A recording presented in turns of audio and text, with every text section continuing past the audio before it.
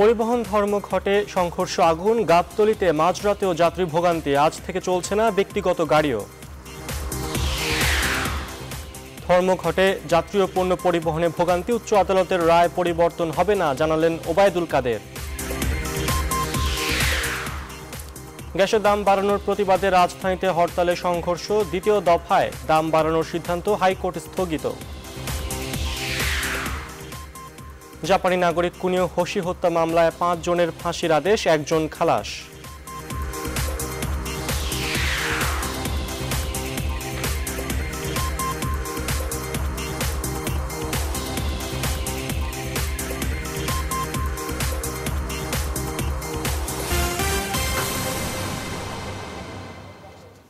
স্বাগত নিউজ 24 সংবাদে, আপনাদের সাথে আছে আমি পার্থ বণিক। এতক্ষণ দেখছিলেন শরিয়া ভিত্তিক ইউনিয়ন ব্যাংক লিমিটেড সংবাদ শিরোনাম। দর্শক, মিরপুর এবং মহাখালী বাস টার্মিনালে সকালে চিত্র জানবো আমরা। তবে শুরুতে চলে আছে মহাখালী বাস স্ট্যান্ডে। সেখানে পরিবহন শ্রমিকদের ধর্মঘটের সবশেষ খবরাখবর জানাবেন মাফিয়া মুক্তা।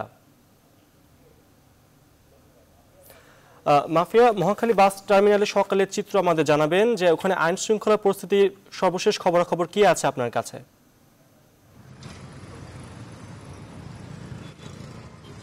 শ্রমিক ফেডারেশনের ডাকা দ্বিতীয় দিনের মতো এই যে ধর্মঘটটি আসলে চলছে, পরিবহন ধর্মঘট, যেটিতে সকাল থেকে আমরা যেমনটি দেখছি, আসলে আপনি নিরাপত্তার কথা বলছেন। নিরাপত্তার বিষয়টি যদি আমরা প্রথমেই বলি, সেক্ষেত্রে আমরা বলবো যে এখানে এখন পর্যন্ত আসলে ঠিক তেমন কঠোর কোনো নিরাপত্তা ব্যবস্থা আসলে আমাদের চোখে পড়েনি। স্বাভাবিকভাবে আসলে সচরাচর যে নিরাপত্তার দায়িত্বে যারা থাকেন তাদেরকে আমরা এখানে দেখতে পাচ্ছি। পুলিশের সদস্য 2-1 আছেন যারা আসলে এই মুহূর্তে নিরাপত্তার জন্য কাজ করছেন। এর সাথে সাথে সকাল থেকে আসলে আমরা যেমনটি দেখছি যে এই যে গণপরিবহন এবং যে আন্তজেলা বাস সার্ভিসগুলো বন্ধ রয়েছে, তার কারণে কিন্তু সকাল থেকে সাধারণ মানুষের দুর্ভোগটা সবচেয়ে বেশি এখানে।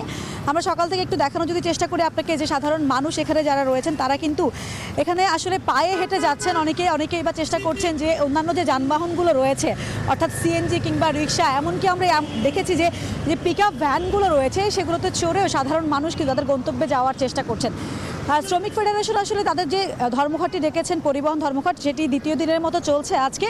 এবং সকাল থেকে আমরা দেখছি শুধুমাত্র মহাখালী বাস টার্মিনাল থেকে আসলে আন্তজেলা বা দূরপাল্লার কোনো বাস আসলে এখন পর্যন্ত ছেড়ে যায়নি। এবং সেই সাথে আমরা দেখেছি যে গণপরিবহন যেগুলো রয়েছে এবং যেগুলো সিটিং সার্ভিস রয়েছে, সে ধরনের কোনো গাড়িও কিন্তু আমাদের চোখে এখন পর্যন্ত রাস্তায় পড়েনি। এবং সাধারণ মানুষ যেটি বলছিলেন আসলে যে এ ধরনের ধর্মঘটের কারণে আসলে সবচেয়ে বেশি ভোগান্তিতে পড়তে হচ্ছে তাদেরকে, এবং তারাই কিন্তু সবচেয়ে ভোগান্তিতে পড়ছেন। এবং একই কথা সাথে তারা যেটা বলছেন যে এই ধর্মঘটের কারণে আসলে তাদেরকে কিন্তু তাদের প্রাত্যহিক বা দৈনন্দিন যে কাজগুলো রয়েছে সেগুলো কিন্তু করতে হচ্ছে। অনেকেই অফিসের উদ্দেশ্যে যাচ্ছেন। আমরা দেখেছি শিক্ষার্থীদেরকে তারা বিভিন্ন পিকআপ ভ্যান, এমনকি পানি পরিবহনের যে পিকআপ ভ্যানগুলো রয়েছে সেগুলোর উপর চড়েও আমরা শিক্ষার্থীদেরকে আসলে যাতায়াত করতে দেখছি রাস্তায়।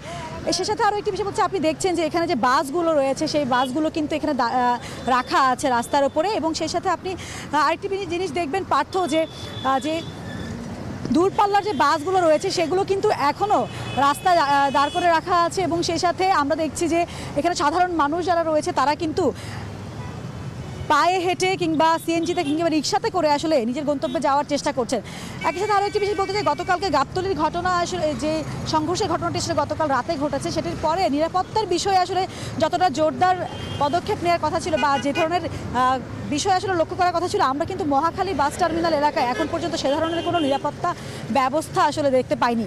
তবে এখানে নিয়মিত নিরাপত্তার দায়িত্বে যে ট্রাফিক পুলিশ এবং যারা থাকেন তারা কিন্তু এখানে রয়েছেন। এর বাইরে বাড়তি কোনো নিরাপত্তা ব্যবস্থা কিন্তু আমাদের চোখে পড়েনি। এবং সে সাথে আরও একটি বিষয় বলা হচ্ছিল, গতকাল আমরা শ্রমিক নেতাদের সাথে কথা বলেছিলাম, তারা আমাদেরকে জানিয়েছিলেন যে আজ থেকে শুধুমাত্র দূরপাল্লার বাস কিংবা গণপরিবহন নয়, তার পাশাপাশি ব্যক্তিগত গাড়িগুলোও আসলে এই ধর্মঘটের আওতায় আনার কথা ছিল। তবে আমরা সকাল থেকে আসলে রাস্তায় যেটি দেখছি যে ব্যক্তিগত গাড়িগুলো কিন্তু চলাচল করছে। এবং সে সাথে আরও একটি বিষয় বলতে চাই যে ব্যক্তিগত গাড়িগুলো চলাচল করার কারণে যাদের আসলে ব্যক্তিগত গাড়ি কিংবা মোটরসাইকেল রয়েছে সেগুলোর সংখ্যা কিন্তু রাস্তায় বেশি।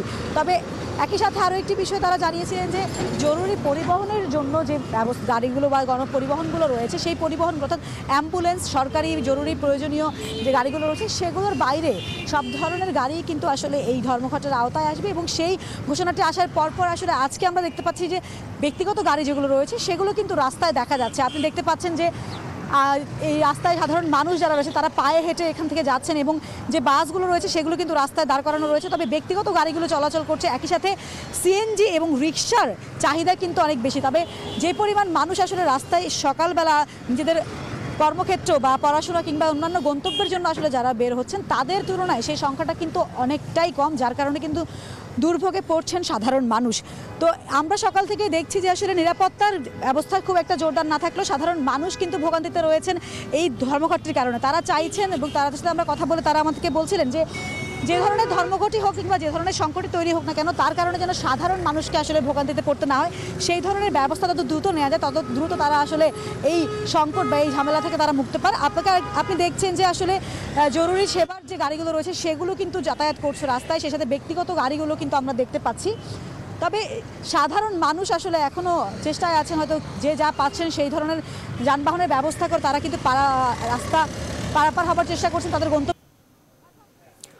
মাফিয়া, আমরা দেখতে পেয়েছি গতকালও দূরপাল্লার যেগুলো যাত্রী ছিলেন যারা তাদের খুব সেখানে ভোগান্তি হয়েছে। তো এখন এই মুহূর্তে মহাখালী বাস টার্মিনালে দূরপাল্লার যাত্রীরা কি রয়েছেন বা তাদের সাথে কি কথা হচ্ছে আপনার?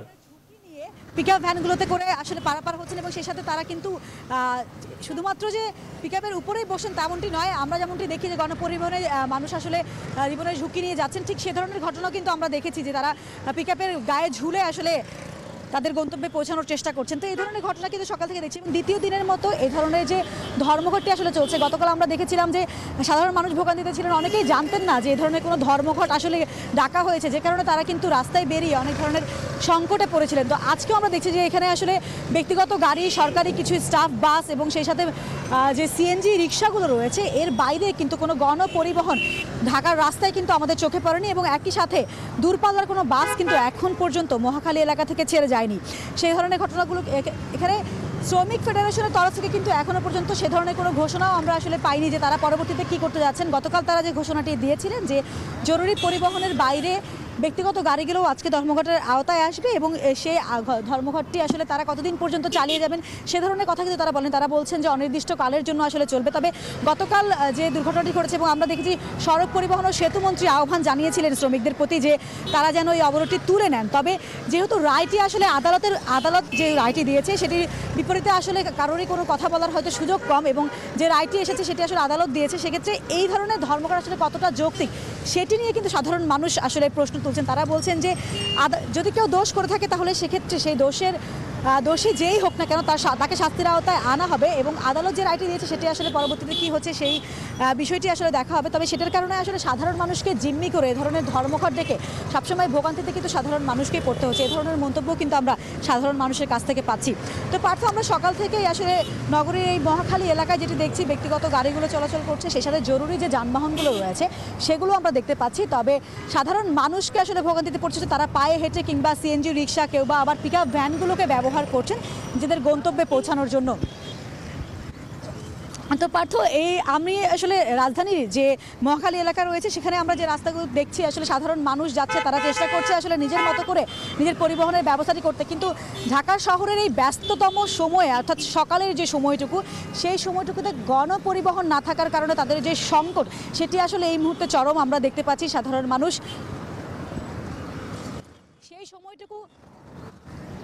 সেই সময়টুকুতে কিন্তু আমরা দেখতে পাচ্ছি সাধারণ মানুষ আসলে ভোগান্তিতে পড়ছে এবং আমরা দেখছি যে সকাল থেকে সাধারণ মানুষের যে ভোগান্তি সেটি কিন্তু চরম পর্যায়ে রয়েছে। আপনি দেখতে পাচ্ছেন সাধারণ মানুষ কিন্তু পায়ে হেঁটে তাদের গন্তব্যে পৌঁছানোর চেষ্টা করছেন। যে দূরপাল্লার বাসগুলো রয়েছে, গণপরিবহনগুলো রয়েছে সেগুলো কিন্তু রাস্তার উপরে দাঁড় করে রাখা আছে। তো সে সাথে আরও একটি বিষয় পার্থ আপনাকে বলতে চাই, দ্বিতীয় দিনের মতো চলা এই ধর্মঘট আসলে কবে নাগাদ আসলে সমাধানে আসবে সেটি নিয়ে সাধারণ মানুষ কিন্তু শঙ্কায় রয়েছে এবং তারা কিন্তু বলছে যে আসলে এই ধরনের সংকট বা এই ধরনের সমস্যাগুলো সমাধানের জন্য আসলে আলোচনার মাধ্যমে যদি কোনো সিদ্ধান্তে আসা যায় তাহলে তাদের জন্য আসলে ভালো হয়, কারণ সাধারণ মানুষের যে দুর্ভোগ সেটি কিন্তু আসলে চরম পর্যায়ে। কারণ সকালের এই সময়টুকুতে আমরা দেখি যে সবারই অফিসে যেতে হয়, কেউ বা শিক্ষা প্রতিষ্ঠান সবাই তো আবার কাজের জন্য আসলে বের হয় বাইরে, সেই সময় আসলে এই ধরনের পরিবহন সংকট তাদেরকে আসলে চরম ভোগান্তিতে ফেলছে। পার্থ, তো মহাখালী এলাকা থেকে আমার কাছে এই ছিল সর্বশেষ। মাফিয়া, আপনি সেখানেই থাকুন, পরবর্তী আপনার সাথে আমরা আবার যুক্ত হব। দর্শক, আমরা এখন মিরপুরের চিত্র জানতে সরাসরি যুক্ত হচ্ছে আমাদের সহকর্মী তালুকদার বিপ্লবের সাথে। বিপ্লব, ধর্মঘটে মিরপুরের চিত্র আমাদের জানাবেন।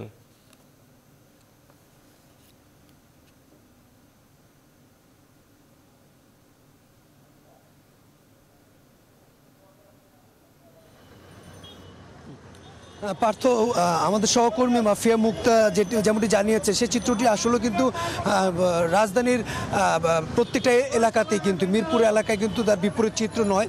আপনি দেখতে পাচ্ছেন যে আমার পিছনে কিন্তু অনেক লোককে দেখতে পাচ্ছেন যারা কিন্তু এই অফিসগামী এবং বিভিন্ন পেশার সাথে জড়িত, এবং তারা আসলে ঘর থেকে বের হয়েছে সকালে অফিসে যাওয়ার জন্য। কিন্তু আসলে রাস্তা এই একটি রায়কে কেন্দ্র করে সারা দেশে বিশেষ করে ঢাকাতে এবং সারা দেশে যেই সড়ক অবরোধ চলছে এবং পরিবহন ধর্মঘট চলছে, এটাকে কেন্দ্র করে কিন্তু এই পরিস্থিতি তৈরি হয়েছে। এবং এখানে যেই দুর্ভোগটা, সেই দুর্ভোগটা যদি আপনি যদি দেখেন যে রাজধানীর সড়কগুলোতে একমাত্র ব্যক্তিগত গাড়ি ছাড়া এবং দু একটি বিভিন্ন প্রতিষ্ঠানের গাড়ি ছাড়া আসলে কিন্তু কোনো পরিবহন, কোনো গণপরিবহন বা কোনো পাবলিক সার্ভিসের কোনো গাড়ি কিন্তু আসলেই আমরা দেখিনি। এবং আমি সকালে যখন মিরপুরে বিভিন্ন রাস্তাগুলো ঘুরেছি এবং দেখেছি যে মিরপুরে যেখান থেকে রাজধানীর বিভিন্ন সড়কে যে বাসগুলো ছেড়ে যায়, সেই বাসগুলো কিন্তু রাস্তার পাশে কিন্তু তারা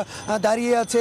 এবং কোথাও কিন্তু কেউ যদি বাস ছাড়ার চেষ্টা করছে, সেক্ষেত্রে যে পরিবহন শ্রমিকরা তারা কিন্তু সেগুলো আটকিয়ে দিচ্ছে। এবং সর্বোপরি বলা যেতে পারে যে একটা দুর্বিষহ পরিস্থিতি তৈরি হয়েছে এবং চরম একটা ভোগান্তির ভিতরে পড়েছে রাজধানীবাসী এই শ্রমিকদের এই ধর্মঘট বা অবরোধকে কেন্দ্র করে। তো সব এই মিরপুর এলাকার যদি আমি যদি আপনি যদি একটু দেখেন যে রাস্তার দুপাশেই কিন্তু শত শত অফিসগামী এবং বিভিন্ন পেশাজীবী মানুষ কিন্তু পায়ে হেঁটে নিজ নিজ গন্তব্যে যাওয়ার চেষ্টা করছে। এবং এটা নিয়ে কিন্তু সবাই কিন্তু একটা খুবই অসন্তোষ প্রকাশ করছে অনেকে, এবং সবাই কিন্তু চাচ্ছে আসলে যেন এই সমস্যার একটা সমাধান হোক এবং এটা যেন দ্রুত সময় তারা যেই ভোগান্তির মধ্যে আছে, যে ভোগান্তি তারা এখন যে কারণটি নিয়ে তারা ভোগান্তির মধ্যে পড়ে আছে, সেই কারণটির জন্য সমাধান কিন্তু এই সাধারণ মানুষও কিন্তু চাচ্ছে। এবং এই আপনি খেয়াল করবেন যে অনেক মানুষই কিন্তু এখন বিশেষ করে নারীরা যারা বিভিন্ন অফিসে বিভিন্ন পেশায় বা বিভিন্ন অফিসে কর্মজীবী যে নারী আছে, তারা কিন্তু আরও বেশি অসুবিধায় পড়েছে। কারণ তারা কিন্তু অনেকেই অন্যান্য পুরুষের যেভাবে পায়ে হেঁটে বিভিন্ন গন্তব্যে পৌঁছাচ্ছে, কিন্তু তারা কিন্তু কিছু দূর হাঁটছে, আবার কিছু দূর কিন্তু দাঁড়িয়ে পড়ছে, এমনটি কিন্তু আমরা দেখেছি। তো সর্বোপরি বলা যেতে পারে যে মিরপুর সহ রাজধানীর বেশিরভাগ সড়কগুলোতে কিন্তু এই শ্রমিকদের এই ধর্মঘট বা অবরোধকে কেন্দ্র করে কিন্তু একটি চরম ভোগান্তি পরিস্থিতি তৈরি হয়েছে নাগরিকদের মধ্যে। তো পার্থ, এই ছিল আমার কাছে মিরপুরের রাস্তার সড়কের যেই যানবাহন চলাচল না হওয়ার কারণে যেই ভোগান্তি তৈরি হয়েছে তা নিয়ে সর্বশেষ। পার্থ, ধন্যবাদ তালুকদার বিপ্লব আপনাকে। আপনি সেখানে থাকুন এবং সাবধানে সংবাদ সংগ্রহ করুন। দর্শক, আমরা চলে যাচ্ছি আবার মহাখালীতে। সেখানে রয়েছেন আমাদের সহকর্মী মাফিয়া মুক্তা। মাফিয়া, আমরা জেনেছি সায়েদাবাদেও কিন্তু পরিবহন ধর্মঘট চলছে, তো সেখানকার কোনো খবর কি আপনার কাছে আছে এই মুহূর্তে?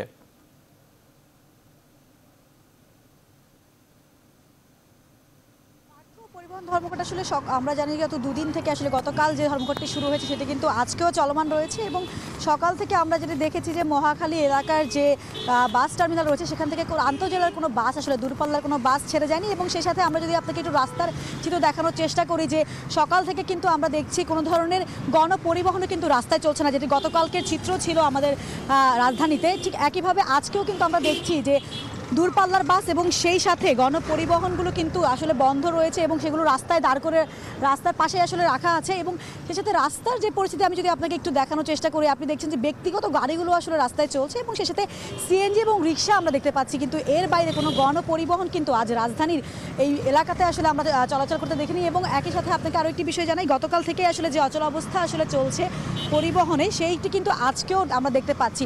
গণপরিবহন কিংবা দূরপাল্লার কোনো বাস কিন্তু আজকেও ছেড়ে যায়নি।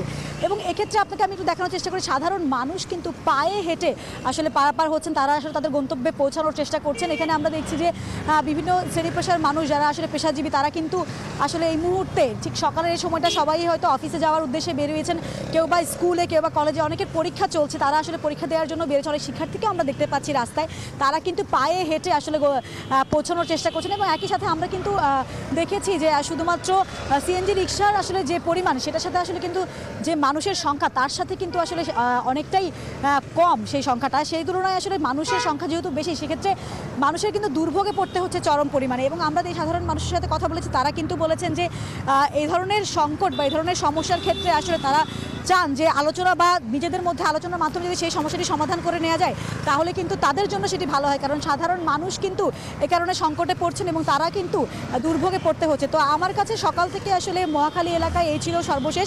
ব্যক্তিগত গাড়িগুলো আমরা চলতে দেখছি, কিন্তু কোনো গণপরিবহন কিংবা দূরপাল্লার বাস কিন্তু মহাখালী আন্তর্জেলা বাস টার্মিনাল থেকে ছেড়ে যায়নি। পার্থ। ধন্যবাদ মাফিয়া আপনাকে, এবং একই সাথে বিপ্লবকেও ধন্যবাদ জানাচ্ছি। আপনারা সেখানে থাকুন, পরবর্তী আপনার সাথে আবার যুক্ত হবো আমরা। রাজধানী গাবতলী এবং মিরপুরের মাজার রোডে রাতে পুলিশের সাথে শ্রমিকদের দফায় দফায় সংঘর্ষ হয়েছে। আগুন দেওয়া হয় পুলিশের গাড়িতে, ভাঙচুর করা হয় দূরপাল্লার কয়েকটি পরিবহন, বাদ যায়নি অ্যাম্বুলেন্সও। এদিকে গাবতলী বাস টার্মিনালে রাতভর যাত্রীদের ভোগান্তির চিত্র দেখা যায়। বিস্তারিত জানাচ্ছেন আলী তালুকদার। পরিবহন শ্রমিকদের ধর্মঘটে রাজধানীর গাবতলীতে দফায় দফায় চলে সংঘর্ষ। পরিস্থিতি নিয়ন্ত্রণে আনতে শ্রমিকদের বাধার মুখে পড়তে হয় আইন শৃঙ্খলা বাহিনীকে। পুলিশের গাড়িতে আগুন এবং দূরপাল্লার গাড়িতে করা হয় ভাঙচুর। পুলিশের গাড়ির পাশাপাশি বাদ যায়নি রোগী নিয়ে আসা অ্যাম্বুলেন্স। যে 2 দিন এরকম ভাবে বসে আছে, যে জঞ্জাট মনে করেন যে যাওয়া যাইতেছে না, টার্মিনাল পর্যন্ত কি যাওয়া যাচ্ছে না। এর আগে মনে করেন যে এখানেই বসে আছি, এভাবে মনে করেন যে 2 দিন আছি, এখন মনে করেন যে বাড়ি যাওয়ার তো কোনো নিশ্চয়তা হয় না। আইন শৃঙ্খলা বাহিনী এবং পরিবহন শ্রমিকদের আন্দোলনে চরম ভোগান্তির শিকার হন সাধারণ মানুষ। ধর্মঘটের কারণে বাড়ি যেতে পারছেন না বিভিন্ন জেলা থেকে আসা সাধারণ মানুষ। টার্মিনালে গিয়ে দেখা যায় সাধারণ মানুষের ভোগান্তির চিত্র। অনেক কষ্ট করে আসা হয়েছে, অনেক কষ্ট করে, কোনো গাড়ি নেই। আইন শৃঙ্খলা রক্ষাকারী বাহিনীর দফায় দফায় অভিযান পরিচালনা করেও পরিস্থিতি নিয়ন্ত্রণে আনতে ব্যর্থ হন। সাংবাদিক এবং পুলিশের উপর ইটপাটকেল ছোড়ার পরপরই পুলিশ টিয়ার গ্যাস নিক্ষেপ করে। ওরা হাঁটে আসছি, আমি বাজার পর্যন্ত আসছিলাম গাড়িতে, ওখান থেকে যাইতে দেয় না, ওখান থেকে হাঁটে আসছি। ঢাকা 14 আসনের এমপি আসলামুল হক জানান, গাবতলীতে পরিবহন শ্রমিকদের কোনো ধর্মঘট চলছে না। কোনো স্বার্থান্বেষী মহল এই পরিস্থিতিকে উত্তপ্ত করছে। মধ্যেই ধর্মঘট শেষ হয়েছে। এখন যারা এই শ্রমিকদের কথা বলে যারা এই পরিস্থিতিকে ঘোলা করবার চেষ্টা করছে, আমরা তাদেরকে হুঁশিয়ার করে দিচ্ছি, আপনারা এই ঘোলা পানিতে মাছ শিকার করবার চেষ্টা করবেন না। আলী তালুকদার, নিউজ 24, ঢাকা। দর্শক, এবার আমরা জানবো ঢাকার বাইরে পরিবহন ধর্মঘটের খবর। আমাদের সাথে যুক্ত হচ্ছেন খুলনা থেকে শামসুজ্জামান শাহিন এবং রাজশাহী থেকে কাজী শাহেদ। প্রথমে যাব খুলনায়, সেখানে রয়েছেন শাহিন। শাহিন, খুলনা থেকে আজ সারা দেশে ধর্মঘট ছড়িয়ে পড়েছে, আমরা যেমনটা জেনেছি। খুলনার পরিস্থিতি আমাদের জানাবেন।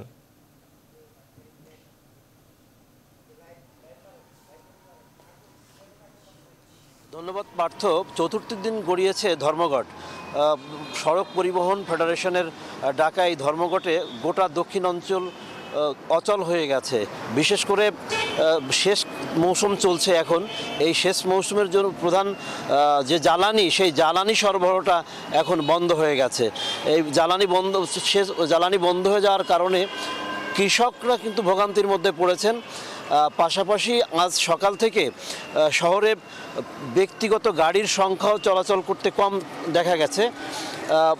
যশোরে দুপুরে কর্মসূচি ঘোষণা করেছে, সেখানে খুলনা সড়ক পরিবহন ফেডারেশনের খুলনা বিভাগীয় আঞ্চলিক কমিটির সভাপতি আজিজুল আলম মিন্টুর সঙ্গে আমার কিছুক্ষণ আগে কথা হয়েছে। উনি বলেছেন যে যশোরে তারা দুপুরে বিক্ষোভ প্রদর্শন করবেন এবং বিক্ষোভ সমাবেশ করবেন, এবং ওই সমাবেশের থেকে তারা এই অঞ্চলের যে ধর্মঘটের যে এটা আরও বেগবান করবেন। পাশাপাশি আরেকটি বিষয় আপনাকে জানিয়ে রাখি, সেটি হলো যে ইতিমধ্যে খুচরো বাজারে কাঁচা তরিতরকারি এবং মাছের দাম বেড়ে গেছে। আর গতকালকে আমার সঙ্গে কথা হয়েছিল রাতে খুলনা রেঞ্জের ডিআইজি মনিরুজ্জামান মিয়ার সঙ্গে। তিনি বলেছেন যে কোনো ধরনের বিশৃঙ্খলা কোনোভাবে সহ্য করা হবে না এবং 10 জেলার পুলিশকে সতর্ক অবস্থায় রাখা হয়েছে, যে কোনো পরিস্থিতি মোকাবেলায় তারা সতর্ক রয়েছেন। পাশাপাশি খুলনার যে বিভিন্ন গুরুত্বপূর্ণ পয়েন্টগুলো, বিশেষ করে মহাসড়কের যে গুরুত্বপূর্ণ স্থানগুলো, সেখানে শ্রমিকরা সকাল থেকে পিকেটিং করেছে এবং সব ধরনের পরিবহন চলাচল বন্ধ করে দিয়েছে। আরেকটি বিষয় আপনাকে জানিয়ে রাখি, সেটা হলো যে মোংলা বন্দর, বেনাপোল বন্দর এবং ভোমরা বন্দরে বিপুল পরিমাণের নানা পণ্য জমা পড়ে গেছে। সেখানে সারা দেশে এই পণ্যগুলো সরবরাহের কথা থাকলেও সময় মতো সেই সরবরাহটা কিন্তু করতে পারেনি। আরেকটি বিষয় জানিয়ে রাখি যে গতকাল সন্ধ্যার পরে সামান্য কিছু পণ্যবাহী পরিবহন চলাচল শুরু করলেও পরবর্তীতে তাদেরকে পদে পদে বাধার সম্মুখীন হতে হয় এবং যারা এই পণ্যবাহী ট্রাক বা যাত্রীবাহী বাস নিয়ে গন্তব্যে যাওয়ার উদ্দেশ্যে বের হয়েছিলেন তাদেরকে নানাভাবে হয়রানির শিকার করা হয়। সব মিলায়ে একটি কথা বলা যায় যে গোটা দক্ষিণ অঞ্চল এখন স্থবির এবং জনজীবন এক প্রকার থেমে গেছে। যাত্রী সাধারণ চরম দুর্ভোগের মধ্যে পড়েছে। দূরপাল্লার গন্তব্যে যারা যাবেন তারা শুধুমাত্র ইঞ্জিন চালিত যে ত্রিচক্র যান আছে অথবা মোটর বাইকে করে তাদের গন্তব্যে পৌঁছাতে হচ্ছে। এখানকার সাধারণ মানুষের দাবি যে এই ধর্মঘট যত দ্রুত প্রত্যাহার করা হবে তত এই দুর্ভোগ তাদের লাঘব হবে। পার্থ। শাহিন, আপনি সেখানে থাকুন। আমরা রাজশাহী ধর্মঘটের খবর জানতে চলে যাচ্ছি সরাসরি আমাদের সহকর্মী কাজী শাহেদের কাছে। শাহেদ, সেখানে পরিবহন শ্রমিকদের ধর্মঘটের কি খবর আছে আপনার কাছে?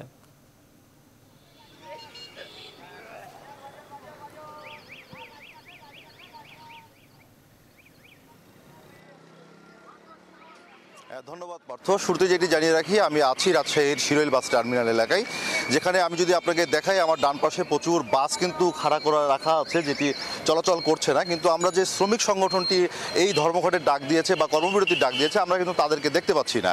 কারণ গতকাল রাতে এখানে যে ঘটনাটি ঘটেছিল, একটি অ্যাম্বুলেন্স ভাঙচুর করার পর থেকেই এই অঞ্চলে কিন্তু প্রচুর পুলিশ মোতায়েন করা হয়েছে এবং এখানে কিন্তু শ্রমিকদের কোনো বিক্ষোভ আমরা দেখিনি সকাল থেকে। এবং যেটুকু জানি যে তাদের যে কার্যালয়টি এখানে আছে সেখানেও তারা অবস্থান করছেন না। কিন্তু যেখানে বাসগুলি রাখা আছে, এখান থেকে রাজশাহীর যে স্থানীয় রুটগুলিতে বাস চলাচল করে 9টি উপজেলায়, সেই বাসগুলি কিন্তু পুরোপুরি বন্ধ আছে এবং কোথাও কোনো বাস কিন্তু চলাচল করছে না। এছাড়া আরেকটি বাস টার্মিনাল যেটি আছে, নতুন বাস টার্মিনাল, যেখান থেকে দেশের অন্যান্য অঞ্চলে বাস চলাচল করে, সেগুলিও কিন্তু বন্ধ আছে। আরেকটি হলো যে আমার বাম পাশে যদি আপনাকে একটু দেখাই, এখানে ঢাকার যে কাউন্টার আছে, মানে ঢাকায় সহ চট্টগ্রামের যে গাড়িগুলি চলাচল করে সেই কাউন্টারগুলিও কিন্তু বন্ধ আছে। এখানেও কিন্তু কোনো বাসের কাউন্টার খোলা নেই, ফলে কিন্তু বাস কিন্তু আজকে টোটালি যাতায়াত করছে না। কিন্তু যাত্রীরা যে ভোগান্তিতে পড়েছেন এটি নিশ্চিতভাবে বলা যায়। গতকালকে যারা এখানে এসেছিলেন তারা কিন্তু ফিরে গেছেন যে বাস চলাচল করছে না, এটি জানতে পারার পর থেকেই।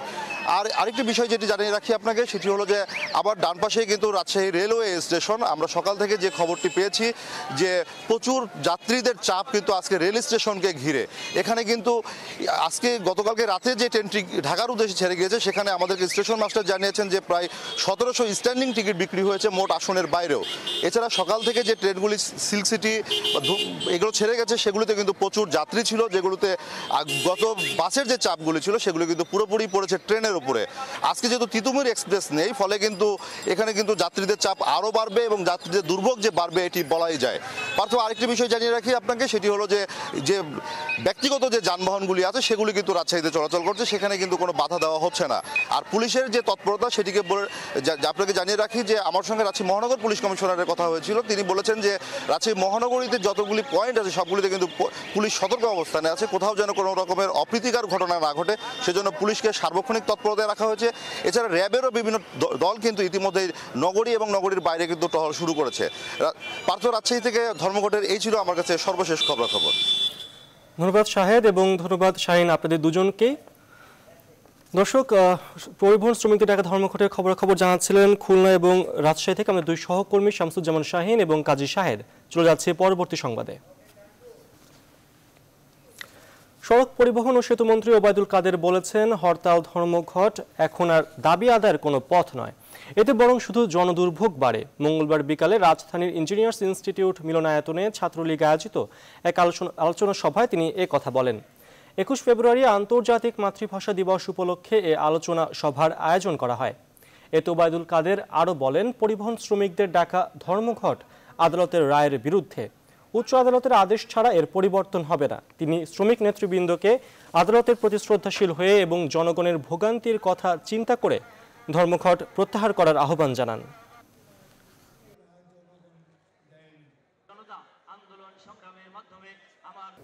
আদালত যে রায় দিয়েছে এ রায় জনগণ দেয়নি, এ রায়ের সঙ্গে জনগণের কোনো সংযোগ নেই।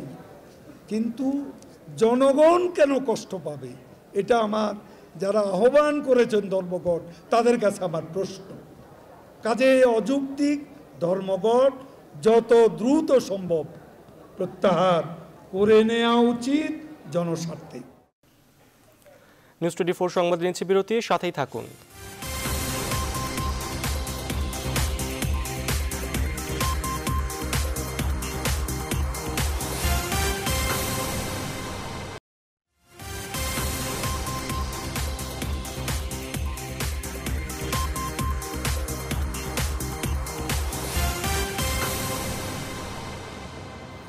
বিরতির পর আবারও স্বাগত, দেখছেন নিউজ 24 সংবাদ। গ্যাসের দাম বাড়ানোর প্রতিবাদে আধা বেলার হরতাল শেষে নতুন কর্মসূচি দিয়েছে বাম দলগুলো। আগামী 15 মার্চ জ্বালানি মন্ত্রণালয় ঘেরাও করবে তারা। সেই সঙ্গে আগামী 1 থেকে 14 মার্চ প্রচারাভিযান চলবে। মঙ্গলবার সকাল 6টায় শুরু হয়ে চলে দুপুর 12টা পর্যন্ত। হরতাল চলাকালে পিকেটিংয়ের জন্য রাজধানীর শাহবাগ, প্রেস ক্লাব সহ কয়েকটি স্পট বেছে নেন দলগুলোর নেতাকর্মীরা। এই হরতালে শাহবাগ মোড় ছাড়া অন্য কোনো জায়গায় যান চলাচলে তেমন কোনো সমস্যা হয়নি। শাহবাগ মোড়ে অবস্থান নিয়েছিলেন পিকেটাররা। পুলিশ এক পর্যায়ে সড়ক থেকে সরে দাঁড়ানোর অনুরোধ জানায়, কিন্তু অগ্রাহ্য করলে চড়া হয় তারা। জলকামান আর টিয়ার শেল ছুড়ে বিক্ষিপ্ত করে দেন পিকেটারদের। এ সময় কয়েকজন আহত হন।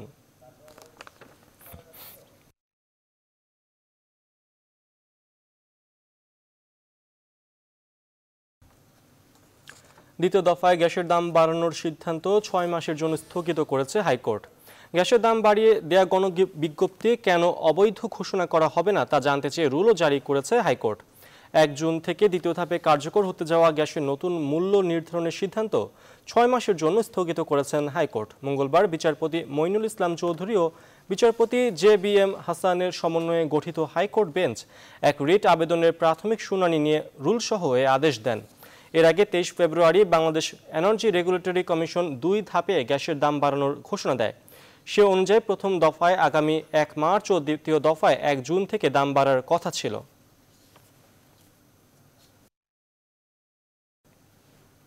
রংপুরে জাপানি নাগরিক কুনিও হোশি হত্যা মামলায় নিষিদ্ধ জঙ্গি সংগঠন জামায়াতুল মুজাহিদিন বাংলাদেশের 5 সদস্যকে ফাঁসির আদেশ দিয়েছে আদালত। একই সঙ্গে একজনকে বেকসুর খালাসও দিয়েছে আদালত। রংপুরের স্পেশাল জজ নরেশ চন্দ্র সরকার মঙ্গলবার সকালে মামলার রায় ঘোষণা করেন। বিস্তারিত দেখুন রিপোর্টে। জাপানি নাগরিক কুনিও হোশি হত্যা মামলার রায় ঘোষণাকে কেন্দ্র করে মঙ্গলবার সকাল থেকেই আদালত ও আশপাশের এলাকায় নিরাপত্তা জোরদার করা হয়। 9টার দিকে কড়া নিরাপত্তার মধ্য দিয়ে কারাগারে থাকা আসামিদের আনা হয় আদালতে। পরে রংপুরের বিশেষ জজ আদালতের বিচারক নরেশ চন্দ্র সরকার বহুল আলোচিত এই হত্যা মামলার রায় ঘোষণা করেন। রায়ে জেএমবির আঞ্চলিক কমান্ডার মাসুদ রানা, ইসাহাক আলী, লিটন মিয়া, সাফওয়াত হোসেন ও পলাতক আসামি আহসানুল হক আনসারীর ফাঁসির আদেশ দিয়েছেন আদালত। রায় সন্তুষ্ট রাষ্ট্রপক্ষ। রংপুরে জাপানি নাগরিক হোশি কুনিও হত্যার রায় আজকে বিজ্ঞ আদালত প্রদান করেন। 5 জন আসামি মাসুদ রানা, ইসাক, লিটন, সাকওয়াত, আসুনুল্লাহর মৃত্যুদণ্ড প্রদান করেন। আমরা আবু সাইদকে এই মামলা খালাস দিয়েছেন।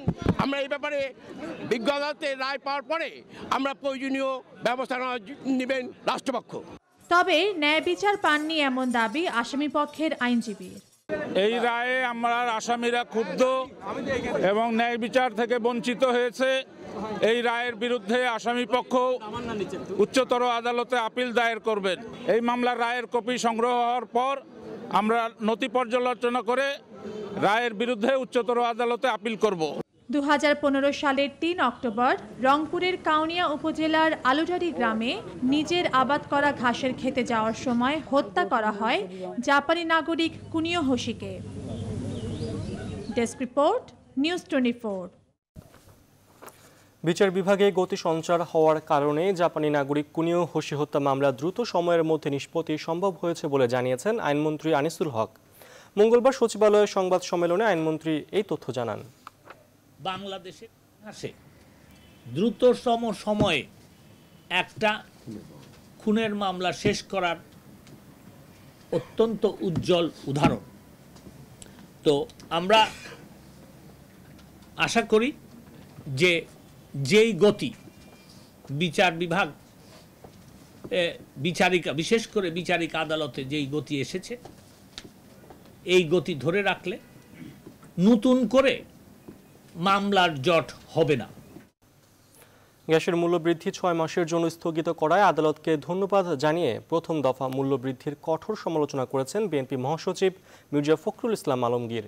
সন্ধ্যায় ঢাকা রিপোর্টার্স ইউনিটিতে এক আলোচনা সভায় প্রধান অতিথির বক্তব্যে তিনি এসব কথা বলেন। তিনি বলেন, গ্যাসের মূল্য বৃদ্ধি করার কোনো যৌক্তিকতা ছিল না। এসবের ফলে সাধারণ মানুষের টিকে থাকা কঠিন হয়ে দাঁড়িয়েছে। নতজানু হয়ে সরকার জাতীয় স্বার্থ বিকিয়ে দিচ্ছে বলেও অভিযোগ করেছেন বিএনপি মহাসচিব। তিনি জানান, গ্যাসের দাম বৃদ্ধির প্রতিবাদে দেশব্যাপী অবস্থান কর্মসূচি পালনের ঘোষণা দিয়েছে বিএনপি। আগামী বৃহস্পতিবার সকাল 10টা থেকে দুপুর 12টা পর্যন্ত 2 ঘন্টা এই কর্মসূচি পালন করা হবে।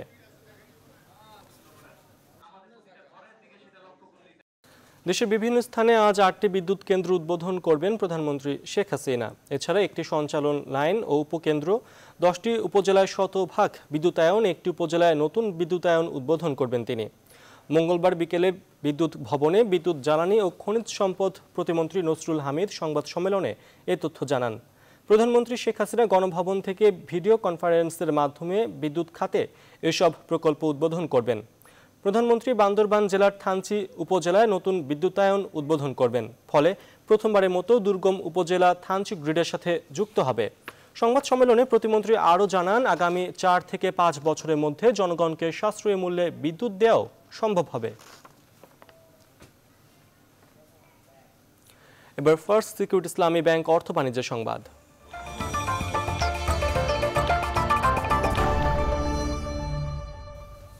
পোশাক খাত সম্পর্কে কোনো কিছু না জেনে মিথ্যা কোনো মন্তব্য করা থেকে বিরত থাকার আহ্বান জানান বিজিএমইএ সভাপতি সিদ্দিকুর রহমান। মঙ্গলবার রাজধানীর বিজিএমইএ ভবনে বিজিএমইএ কাপ ফুটবল টুর্নামেন্ট বিষয়ে সংবাদ সম্মেলনে তিনি কথা বলেন। এ সময় তিনি পোশাক খাতের রপ্তানিতে অবদানের জন্য মালিক পক্ষকে ধন্যবাদও জানান। যদি অসৎ পান তার বিরুদ্ধে বিচার করুন। সেক্টরকে নিয়ে কথা বলার মতো ঔদ্ধত্যপূর্ণ আচরণ করিবেন না। আমাদের এই 44 লক্ষ শ্রমিক ভাই বোনদের রক্তের বিনিময়ে, ঘামের বিনিময়ে এবং আমাদের এই 3-4 হাজার উদ্যোক্তা ভাই বোনদের কষ্টের বিনিময়ে আজকে এখানে এসেছি। মাঝখানে আমরা কি পেয়েছি? মাঝখানে আমরা পেয়েছি সরকারের সহযোগিতা। নিউজ 24 সংবাদে নিচ্ছে আরেকটি বিরতি, সাথেই থাকুন।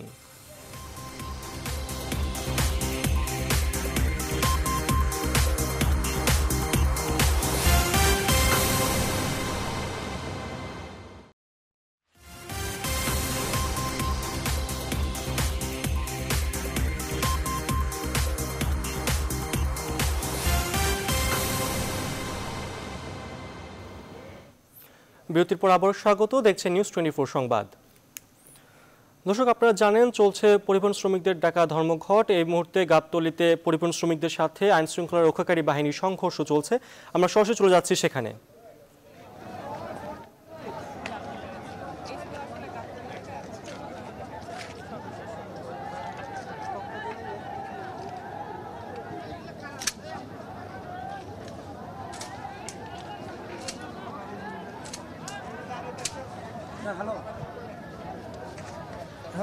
হ্যালো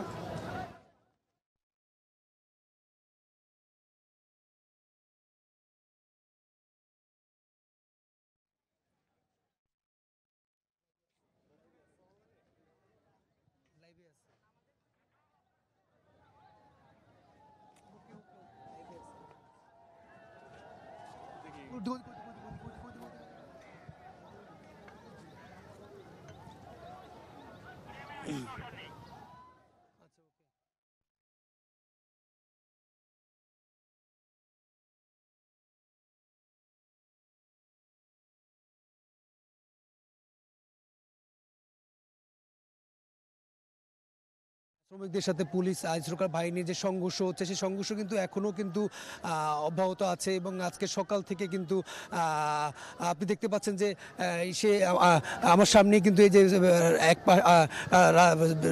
যেই গাবতলী যেই টার্মিনাল আছে সেই টার্মিনালটা কিন্তু দখল করে আছে কিন্তু শ্রমিকরা এবং এই যে শ্রমিকরা কিন্তু ঠিক তার আশেপাশে কিন্তু আইন শৃঙ্খলা বাহিনী দাঁড়িয়ে আছে এবং তারা কিন্তু বিভিন্ন ইট পার্কেল ছোড়ার চেষ্টা করছে এবং এই নিয়ে কিন্তু এখানকার মোটামুটি একটা যে পরিস্থিতি তৈরি হয়েছে সেটা কিন্তু আসলে কিন্তু যদি একটু দেখেন যে শ্রমিকরা ধাওয়া দেওয়ার চেষ্টা করছে আইন শৃঙ্খলা বাহিনী কিন্তু দাঁড়িয়ে আছে এবং তারা কিন্তু নিয়ন্ত্রণ করার চেষ্টা করছে কিন্তু তারা কিন্তু বিষয়টি কিন্তু একটা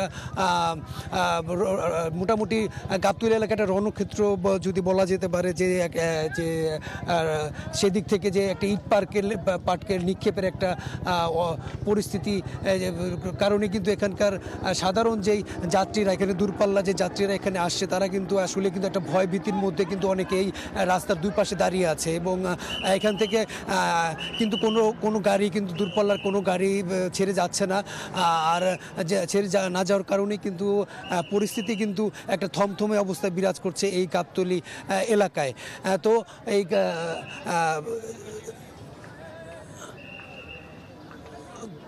তো দুই পাশেই কিন্তু এখন যে শ্রমিকদের যে একটা উত্তেজনা সেই উত্তেজনা দেখতে পাচ্ছেন যে শ্রমিকরা তাদের অবস্থান থেকে তারা বিভিন্ন ধরনের ধাওয়া দেওয়ার চেষ্টা করছে এবং তারা আইনশৃঙ্খলা বাহিনীকে কিন্তু গাবতলীর যে টার্মিনাল সেই টার্মিনালের কাছাকাছি কিন্তু কাউকেই কিন্তু তারা যেতে দিচ্ছে না কিন্তু এই বিষয়টা নিয়ে কিন্তু আইনশৃঙ্খলা বাহিনী এখানে যারা আছেন আমরা দেখতে পাচ্ছি যে র্যাবের সদস্যরা আছেন তারা দাঁড়িয়ে আছে এবং তারা কিন্তু যে পরিস্থিতি রয়েছে সেই পরিস্থিতিটা তারা কিন্তু মোটামুটি একটা অবজারভেশন করছে এবং তারা দেখছে যে এখানকার হয়তো পরিস্থিতির উপরে তারা হয়তো যে কোনো একটা ব্যবস্থা নেবেন তো এই বিষয় নিয়ে হয়তো এখানে আমরা যে আইন শৃঙ্খলা বাহিনীর যে সদস্য যারা আছে তার সাথে কথা বলার চেষ্টা করেছি তারা হয়তো এই বিষয় নিয়ে এখন তারা কোনো বিষয় নিয়ে কথা কেউই বলছে না এবং তারা হয়তো পরবর্তীতে তারা এই বিষয় নিয়ে হয়তো কথা বলবে তো এই গাবতলীর যেই গতকাল সন্ধ্যা থেকে যেই শ্রমিক ধর্মঘটকে কেন্দ্র করে যেই সংঘর্ষ চলছে সেই সংঘর্ষ কিন্তু এখনও কিন্তু আজকে সকাল পর্যন্ত এখনও কিন্তু চলমান এবং এইটা যদি আপনি দেখেন যে দুই পাশেরই কিন্তু বিভিন্ন জায়গা থেকে শ্রমিকরা কিন্তু অনেক ক্ষেত্রে দেখা যাচ্ছে যে তাদের আমরা দেখতে পাচ্ছি যে মাঝে মাঝে এখানে শ্রমিকদের ভিতরে দুই পক্ষ এখানে মাঠে আছে কেউ হয়তো বা কারো সাথে কারো ধাওয়া পাল্টাও নিজেদের মধ্যে অনেকটা ধাওয়া পাল্টাও চলছে এমন পরিস্থিতি কিন্তু এখানে চলছে তো এই গাবতলীর এই অবস্থায় কিন্তু এখনও চলছে যেটা গতকাল সন্ধ্যা থেকে চলছিল এখনও কিন্তু থেমে যে ধাওয়া পাল্টা দেওয়ার যেই অবস্থা সেই অবস্থাটি কিন্তু এখনও আছে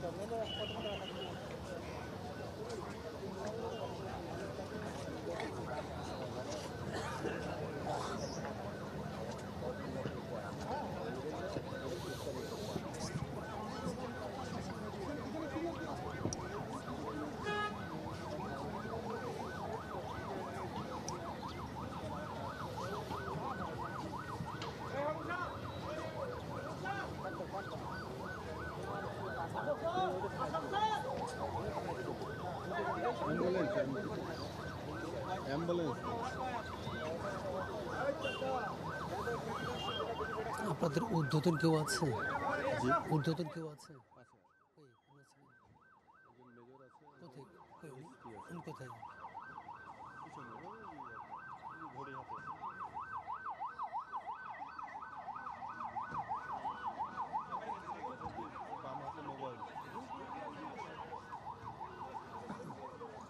হ্যালো,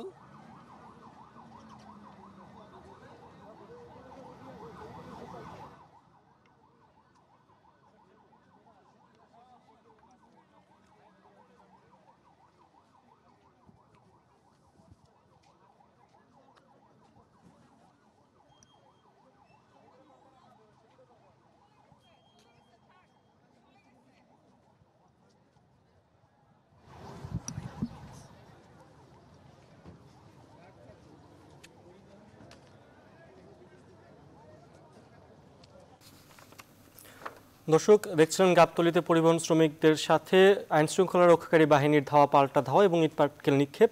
আমরা নিউজ 24 সংবাদে নিচ্ছি এই মুহূর্তে আরেকটি বিরতি, সাথেই থাকুন।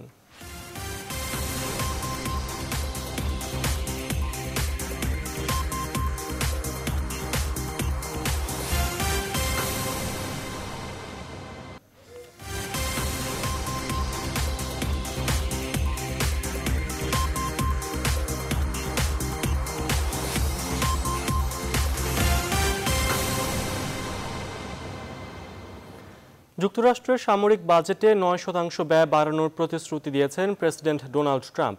2018 সালের প্রস্তাবিত বাজেট পরিকল্পনায় সামরিক খাতে এ ব্যয় বাড়ানোর ঘোষণা দেন তিনি।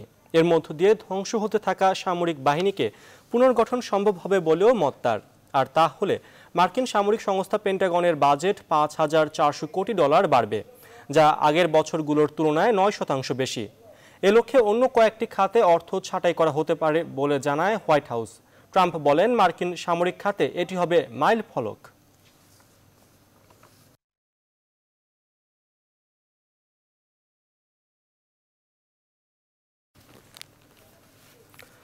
এ পর্যায়ে সংবাদপত্র পর্যালোচনা আর জানিয়ে দিচ্ছি আজকে জাতীয় দৈনিকগুলোর প্রধান প্রধান শিরোনাম। প্রথমে রয়েছে বাংলাদেশ প্রতিদিন, প্রধান শিরোনাম হচ্ছে সর্বনাশে যথেষ্ট এক আসলামি। এরপর রয়েছে কালের কণ্ঠ, প্রধান শিরোনাম হয়েছে ভয়ঙ্কর এমপি আসলাম, মিরপুর জুড়ে দখলদারি সন্ত্রাস চাঁদাবাজি। প্রথম আলো প্রধান শিরোনাম, মন্ত্রীর বাসায় ধর্মঘটের সিদ্ধান্ত, পরিবহন ধর্মঘটে দিনরাত দুর্ভোগ। দৈনিক জনকণ্ঠের প্রধান শিরোনাম হয়েছে সড়কে হত্যার অধিকার, দেশ জুড়ে পরিবহন ধর্মঘটে নামে নৈরাজ্য। দৈনিক যুগান্তরের প্রধান শিরোনাম, পরিবহন ধর্মঘটে অচল দেশ, মধ্যরাতে জিনের ব্যবসা, এই নামেও আরেকটি সংবাদ করা হয়েছে। দৈনিক ইত্তেফাক, পরিবহন ধর্মঘটে দেশ অচল, সীমাহীন দুর্ভোগে মানুষ, মালমুখী পরিবহন শ্রমিকরা, গাবতলীতে সংঘর্ষ, পুলিশ বক্স ও রেকারে আগুন।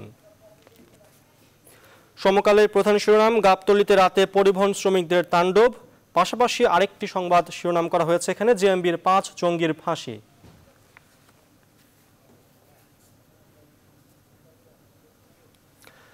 দর্শক, এবার আমরা সরাসরি চলে যাচ্ছি সিলেটে, সেখানে যোগ দিচ্ছেন সহকর্মী শাহ দিদার আলম নোবেল।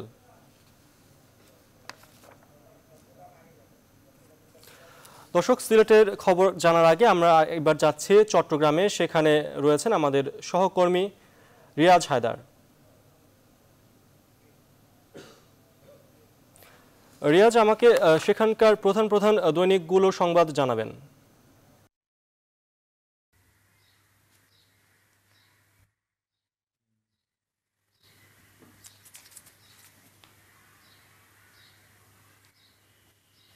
ধন্যবাদ পার্থ।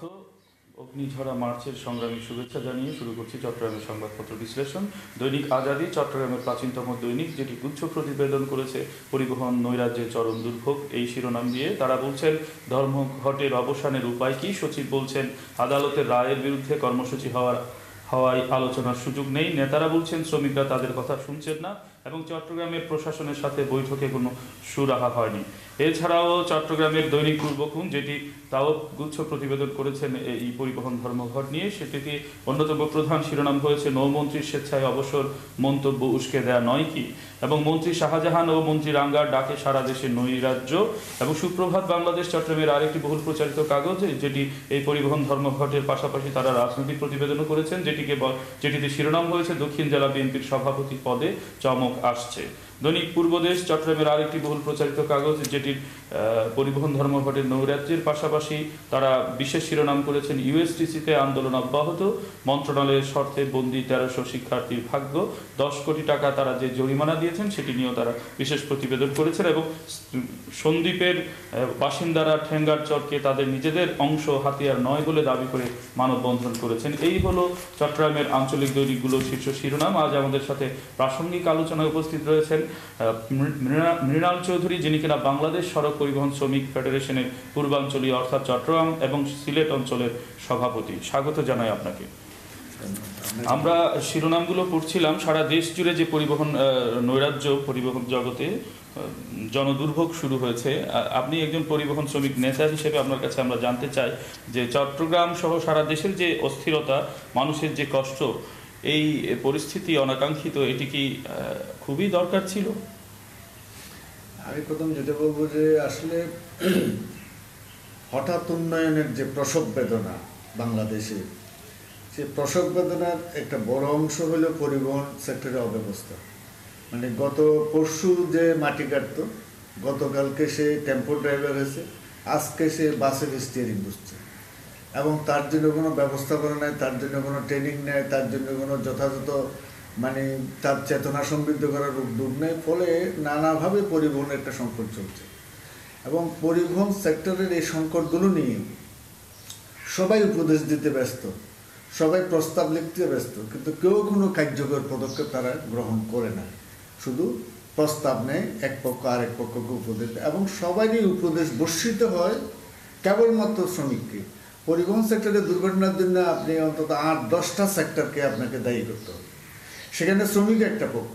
আমরা শ্রমিকেরা আমাদের পক্ষ থেকে যে সমস্ত দোষ ত্রুটি অপরাধ আছে সেগুলো আমরা স্বীকার করি এবং সেগুলোর কিছু দায়ও আমরা নিতে চেষ্টা করি, কিন্তু অন্য কোনো পক্ষ সেটা প্রকাশ্যে স্বীকার করে না। তাদের কোনো এই বিষয়টা আছে, বিএটিএর দোষ আছে, পুলিশের দোষ আছে, মালিকের দোষ আছে। আদালতের রায়ের বিরুদ্ধে কি আপনারা এই অবস্থানে গেলেন কেন? আপনারা তো স্মারকলিপি দিতে পারতেন, আলটিমেটাম দেওয়া যেত, সময় দিয়ে কিছু হুঙ্কার দিয়ে আপনারা অবস্থান নিতে পারতেন।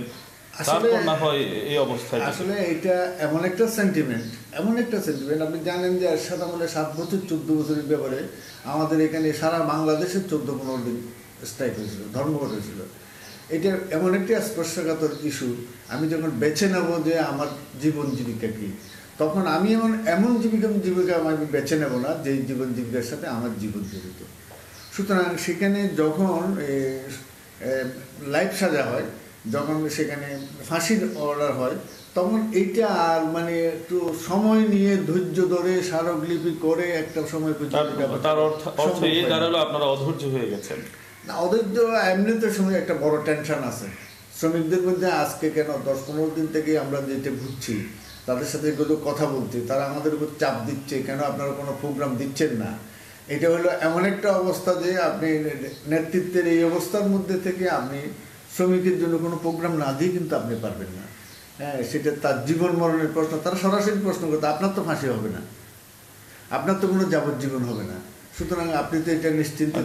জনগণের যে দুর্ভোগ, সেই দুর্ভোগ থেকে বিভিন্ন মহল থেকে উঠে এসছে যে আপনারা বিকল্প কর্মসূচি হয়তো আপাতত নিতে পারতেন, কিংবা কোনো আলটিমেটাম দিয়ে পরবর্তীতে কর্মসূচি নামতে পারতেন। যাই হোক, জনমানুষের সে আশার বাস্তবায়ন হোক এবং আপনাদের যে প্রচেষ্টা, আপনাদের শৃঙ্খলা ফিরে আসে, সেটিও নিশ্চয় হবে। আমি ব্যক্তিগতভাবে যেটা মনে করি, মানে রাষ্ট্রের সর্বোচ্চ জায়গা থেকে কোনো একটা সমাধানের পথ বের করার, এটা নিয়ে কোনো যাতে না হয় সেই রকমের একটা মানে নির্দেশনা থাকা দরকার, এবং সেই নির্দেশনা উচ্চতর পর্যায়ে থেকে একটা এরকম নির্দেশনা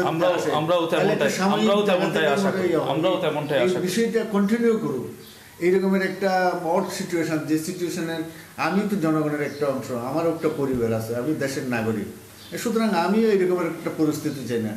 কিন্তু এইটা কোনো অবস্থাতে আপনি খুনের মামলায় ফাঁসি হবে, খুন বন্ধ হবে না। ধন্যবাদ। আমরাও আপনার মতো আশাবাদী, নিশ্চয়ই একটি সমাধান সূত্র বেরিয়ে আসবে। প্রিয় দর্শক, এই ছিল চট্টগ্রাম থেকে দিনের সংবাদপত্র বিশ্লেষণ। আমরা এখন ফিরে যেতে পারি আমাদের কেন্দ্রীয় স্টুডিওতে। ধন্যবাদ পার্থ। ধন্যবাদ রিয়াজ আপনাকে। দর্শক, এই মুহূর্তে সিলেট থেকে প্রকাশিত সংবাদপত্রগুলোর খবরাখবর জানতে আমরা সরাসরি যোগ দিচ্ছি শাহ দিদার আলম নোবেলের সাথে।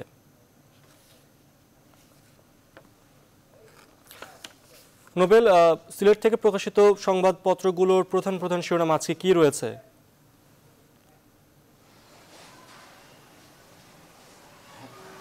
ধন্যবাদ পার্থ।